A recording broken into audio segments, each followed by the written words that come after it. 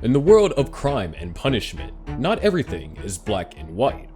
Enter Donald Henry Gaskins, the UK's most despised and malicious death row inmate. Could it be possible that this man, whose name sends chills down our spines, didn't deserve his fate? Hold on to your seats as we delve into the captivating story full of twists, turns, and shocking revelations. Donald Henry Gaskins was born in Florence County, South Carolina, the final entry in a series of illegitimate offspring. Diminutive for his age, he swiftly acquired his moniker Puree. In adulthood, he stood between 5 foot 4 inches and 5 foot 5 inches tall, weighing around 130 pounds. At the age of 11, Gaskins left school and started working on automobiles at a nearby garage. Here, he encountered two boys, Danny and Marsh. The trio, being of similar age and out of school, joined forces and dubbed themselves the Trouble Trio. They burglarized residences, solicited prostitutes, and occasionally raped young boys, intimidating their victims into silence. The group was eventually disbanded after being apprehended for gang raping Marcia's younger sister. As a consequence, the boys were severely beaten by their parents. Soon after, Danny and Marsh exited the area, while Gaskins persisted in burglarizing homes by himself.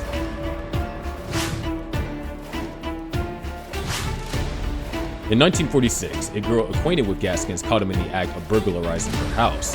She attacked him with an axe. However, he managed to wrest it from her and struck her in the head and arm before escaping. Miraculously, the girl survived the assault. Gaskins was arrested and convicted of assault with a deadly weapon and intent to kill.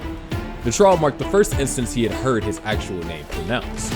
He was committed to the South Carolina Industrial School for Boys until he reached 18. At the reform school, Gaskins was swiftly assaulted and raped due to his small size. He spent his days either seeking protection from the boss boy in exchange for sexual favors or attempting abscond. Eventually, he fled the institution and joined a traveling carnival, where he married a 13-year-old girl.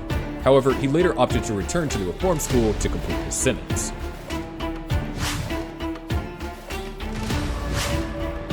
Upon his release, Gaskin began working on a tobacco farm, where he became entangled in insurance fraud. He conspired with local tobacco farmers to set their barns ablaze for remuneration, partnering with another individual. Gaskin's association with the barn's fires stirred suspicion in the community. When his employer's daughter confronted him about the fires, he panicked and fractured her skull with a nearby hammer. He was sentenced to 5 years in prison for assault with a deadly weapon and attempted murder.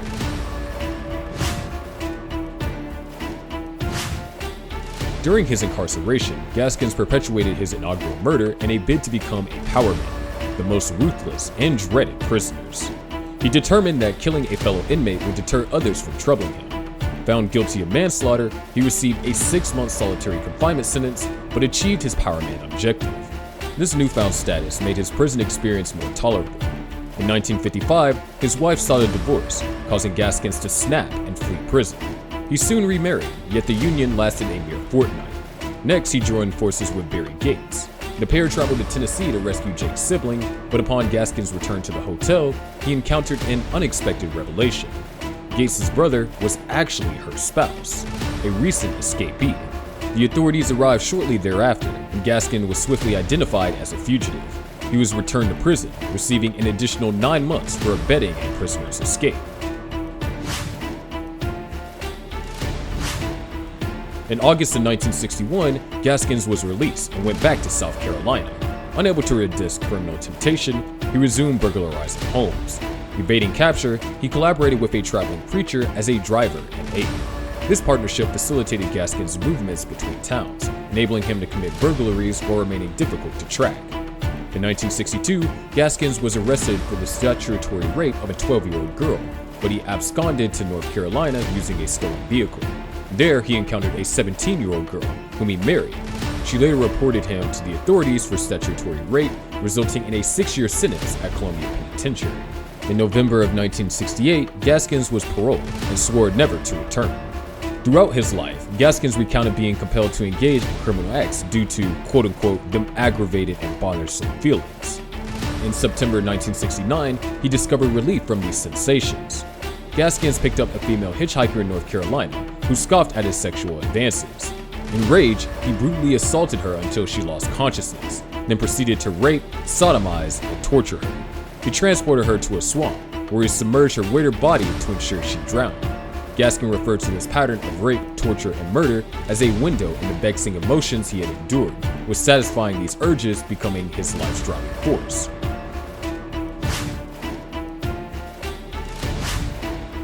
He became adept at torture, maintaining his wounded victims' lives for days. Occasionally, he would consume their dismembered limbs, forcing them to either witness the act or participate. Gaskins favored female prey, although investigators uncovered the remains of slain boys and girls along Carolina highways between 1969 and 1975. No gender was spared. He viewed these highways murders as leisurely weekend killings. The murders of Gaskins' acquaintances were more severe, though. One such instance involved his 15-year-old niece and her companion. He enticed the girls to an empty house, intending to rape them. When unsuccessful, he beat them to death. In his memoir, Gaskins claimed responsibility for over 100 coastal murders. Despite his volatile reputation, some townspeople considered him mentally unstable. Many avoided his presence, but a few regarded him as a friend. Doreen Dempsey, a pregnant mother of a 2-year-old girl, was among those who befriended Gaskins. When leaving town, she sought a lift to the bus station from him. Instead, Gaskins brought her to a forested area where he raped and murdered her and her child before interring them together. By 1975, Gaskins, age 42, had been on a 6-year killing spree. Working solo helped him evade capture. However, after slaying 3 individuals whose van had malfunctioned, he sought assistance. He enlisted Alex Cone Walter Neely to transport the victims' vans to his garage for repainting and resale.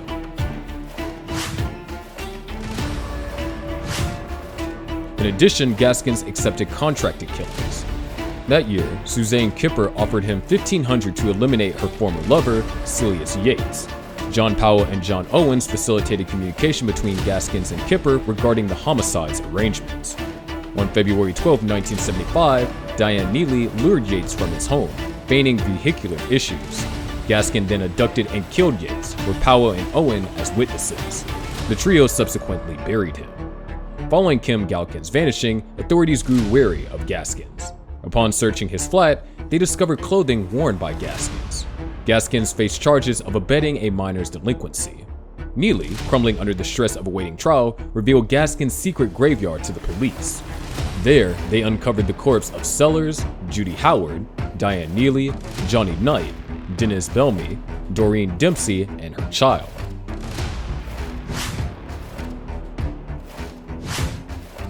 On April 27, 1976, Gaskins and Walter Neely were indicted on 8 murder charges. On May 24, 1976, a jury found Gaskins guilty of Dennis Ballamy's murder, sentencing him to death. To dodge further death penalties, he later admitted to these 7 other killings. In November of 1976, the Supreme Court deemed the death penalty unconstitutional, converting Gaskins' sentence to life imprisonment with 7 consecutive life terms. The death penalty reinstatement in 1978 held no significance for Gaskins until he was caught and convicted for the paid assassination of fellow inmate Rudolph Tyner, which led to a death sentence. While awaiting execution, Gaskin claimed responsibility for 100 to 110 murders, including Margaret Coutinho, the 13-year-old child of then South Carolina State Senator James Coutinho Jr. of Sumter. These alleged killings have been broadly disputed, with no corroborating evidence found. Gaskins was executed on September 6, 1991 at 1:10 a.m. via electric chair. Mere hours after attempting suicide by slashing his wrist, his final words were, "I'll let my lawyers talk for me. I'm ready to go." Donald Henry Gaskins Jr. was 58 at the time of his execution.